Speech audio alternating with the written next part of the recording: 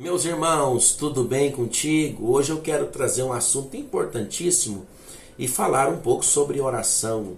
Quando Paulo escreveu a sua primeira epístola aos irmãos de Tessalônica, no capítulo 5, no versículo 17, ele diz: orai sem cessar. E a oração, ela realmente é o termômetro que mede a nossa espiritualidade. Charles Gordon já dizia que os grandes homens da terra não são os que têm tempo para orar, e nem os que pregam sobre oração, mas as pessoas que não têm tempo para orar, mas subtraem o tempo de outras atividades e aplicam o tempo que resta na oração. Quando nós olhamos para os anais da história da Igreja do Senhor, nós temos figuras extraordinárias, como por exemplo George Miller. Se eu te dissesse que George Miller alcançou 395 milhões 250 mil dólares como resposta de suas orações, você acreditaria? Pois bem, depois que ele morreu, encontraram seu diário, haviam nele 5.000 orações que ele orou pela madrugada, e Deus o responder até o meio-dia. Martinho Lutero, outro grande guerreiro da oração, orava regularmente 2 horas por dia. Sempre que possuía alguma coisa a mais a fazer, ele dobrava o tempo da sua oração e colocava 4 horas de crédito na presença de Deus. A oração foi um dos principais temas de Lutero, tanto é fato que ele disse aquela frase: quem trabalha muito deve orar em dobro. Lutero dizia que se ele não passasse as primeiras 2 horas na presença de Deus todos os dias, Satanás ter-lhe-ia vencido durante o discurso do mesmo. John Wesley acostumava-se a orar de 4 às 8 horas da manhã. O seu amigo pessoal, John Fletcher, impregnou as paredes do seu quarto com o hálito de sua oração.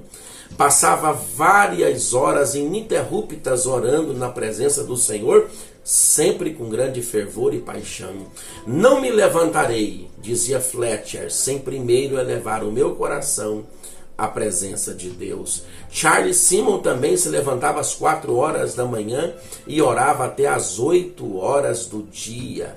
Joseph Aileen também levantava-se às 4 horas da manhã para sua tarefa de oração, permanecendo nela até às 8 horas. Se ouvia que outros negociantes começavam seu trabalho antes que ele se levantasse, ele dizia: como isso me envergonha! Não deveria o meu Senhor merecer mais do que os senhores deles? Aquele que aprendeu a orar tem o livre acesso ao banco do céu, de onde saca tudo aquilo que necessita. Francis Alsbury também expressava da seguinte forma sobre a oração: procuro tão frequentemente, sempre que me é possível, levantar-me às 4 horas da manhã e passar 2 horas de oração e de meditação. Um dos mais santos e mais dotados de dons celestiais, dentre os pregadores escoceses, dizia: meu dever é passar as melhores horas do dia em comunhão com Deus. Não posso deixar de lado o meu mais nobre e eficiente emprego. Emprego as primeiras horas da manhã, das 6 às 8, porque durante elas não há qualquer tipo de interrupção. A minha melhor hora, a hora logo após o chá, dedico somente a Deus. Não descuido do bom hábito de orar antes de deitar, porém, devo me prevenir contra o sono. Quando desperto durante a noite, devo me levantar e orar.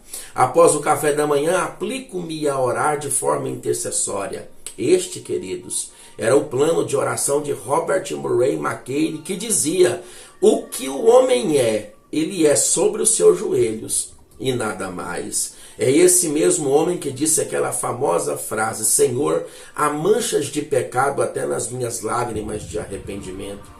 O arcebispo Langton também acostumava ficar tanto tempo a sós com Deus que sempre parecia encontrar em meditação perpétua. A oração e a adoração constituía sua ocupação e prazer. Disse o seu biógrafo Ken: ele passava tanto tempo a sós com Deus que se dizia que a sua alma estava enamorada do Senhor. Ele se levantava 3 horas da manhã e estendia sua oração até 8 horas todos os dias de sua vida. John Welsh, o santo e maravilhoso pregador escocês, considerava perdido o dia que ele não orava entre 8 a 10 horas de oração diária. Ele preparava o seu hobby de chambre para usá-lo quando acordava durante a noite e orava ininterruptamente. A sua esposa, queixando-se dele quando o encontrava chorando e prostrado sobre o assoalho, dizia ele para ela respondendo: ó mulher, tenho tanto que responder por 3.000 almas diante de Deus, e eu não sei quantos deles têm a convicção de que são salvos. Este homem é muito pouco mencionado pela igreja de hoje, mas ele era genro de um homem famoso chamado John Knox, o reformador escocês. Elsh foi casado com sua filha Elizabeth, a filha mais nova, caçula, e ele foi acusado e condenado no tempo do rei James I. Naquela oportunidade, o rei James se autoproclamou a autoridade máxima sobre a igreja, e John Elsh disse: não, a autoridade máxima sobre a igreja é Cristo Jesus, nosso Senhor.